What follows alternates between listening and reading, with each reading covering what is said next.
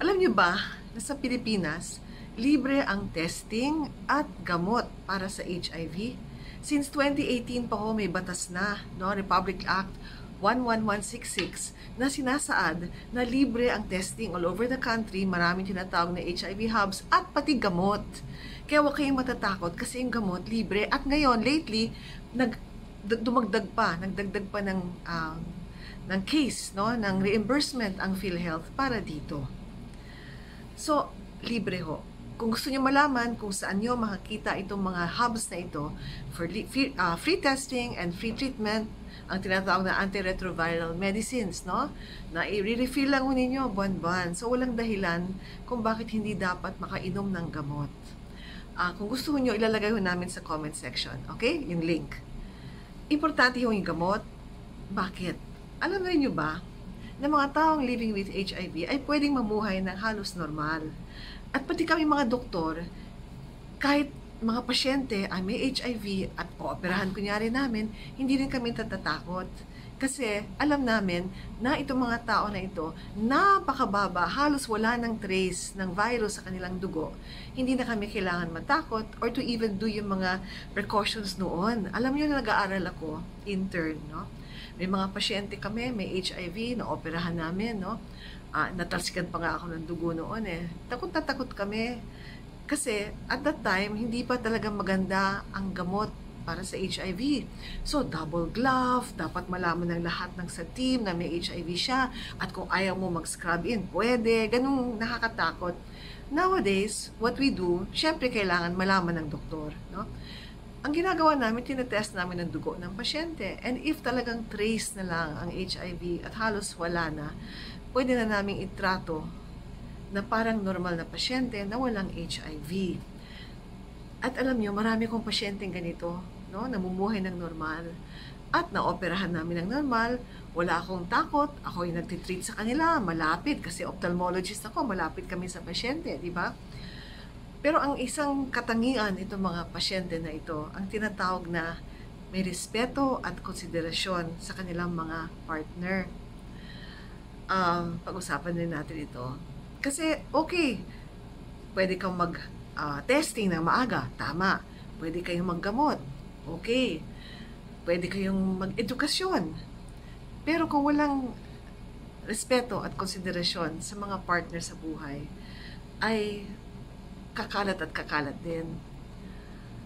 Naalala ko noon, no, sinistress ng DOH yung ABCDE. Hindi lang sa Pilipinas, pero sa ibang bansa.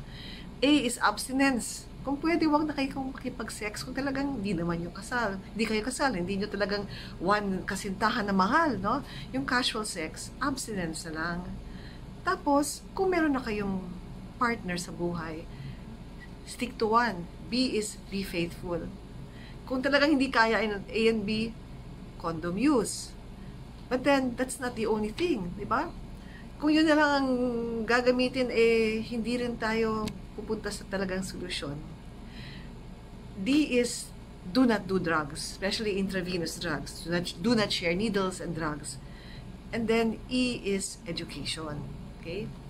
But, ang nakikita ko sa mga pasyente kong may HIV, living with HIV, na masaya at pwede sila mamuhay ng normal, yung be faithful ang ginagawa nila. At talagang gaganda ang buhay nila at they can live a normal life. Of course, diagnosis and medicine. Huwag kayong mahiya, harapin ninyo ang problema. Mas nakakatakot kung hindi nyo haharapin at mauwi sa AIDS. Malala na yon at pwede nyo ikamatay. Okay? Next, pag-usapan natin yung hindi masyadong magandang mga ginagawa na walang respeto at walang konsiderasyon sa kanilang mga partner. Anong pwedeng mangyari? May kwento na naman ako. Isang lalaki, kasal sa babae. Buntis yung kanyang asawa. Hindi alam ng asawa nitong babae na itong asawa niyang lalaki ay maraming partner na iba na lalaki din. Okay? Hindi niya sinasabi sa kanyang asawa, pero hindi yun ang pinakamasama. Ang pinakamasama ay nakikipagtalik siya na walang proteksyon, no condom use, sige lang, all over the place. Pinanganak yung kanilang anak na may HIV, positive. doon lang nalaman ng babae na yung kanyang asawa ay may HIV. Hindi inamin from the very start. At namuhay siya ng basta bahala na, no? Bahala na si Batman. Nag-uwi ng sakit sa asawa at nag-uwi ng sakit sa anak. So remember, hindi lang kayo ang maapektuhan ng HIV, pati ang mga mahal niyo sa buhay.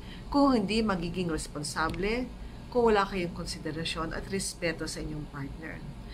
Maraming kabataan din, nalaman ko na, alam niyo kung mag-hook up, mag-hook up kami sa bar. Noon, mag-date, mag-hook up, get to know each other. Kwentuhan, listen to music, maybe drink a little. Ngayon hook up is kung minsan nakikipag-sex ka agad na hindi nyo kilala. It's so casual.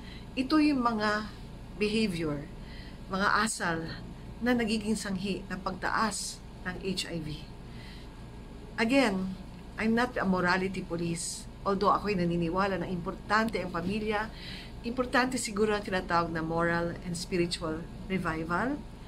Not out of judgment, but talagang sayang ito maraming kabataan, they miss out, no? Wala silang ganung mga nagtuturo sa kanila ng asal para maging masaya sila. Tunay na masaya. Not through casual sex, but through meaningful relationships. And it's going to be safer for you at hindi kayo mapapahamak at hindi rin mapapahamak ang mahal niyo sa buhay. Think about it. You can be happy na hindi kayo namumuhay na sa mga panganib na paraan. You can be happy na hindi kayo namumuhay sa mga panganib na paraan. You can be happy, especially happy, na may respeto at konsiderasyon sa mga minamahal niyo sa buhay. So, it's not just for HIV. Sa lahat ng bagay. Okay? Again, remember, libre ang gamot ng HIV, libre ang testing. Huwag ho mahiya, huwag mag-atubili, magpa-test. All over the country, meron po. And remember, respeto at konsiderasyon sa kapwa, lalo na sa mahal sa buhay. And the families, mga pamilya, kausapin natin ang mga bata. Okay? Sige. Bye-bye.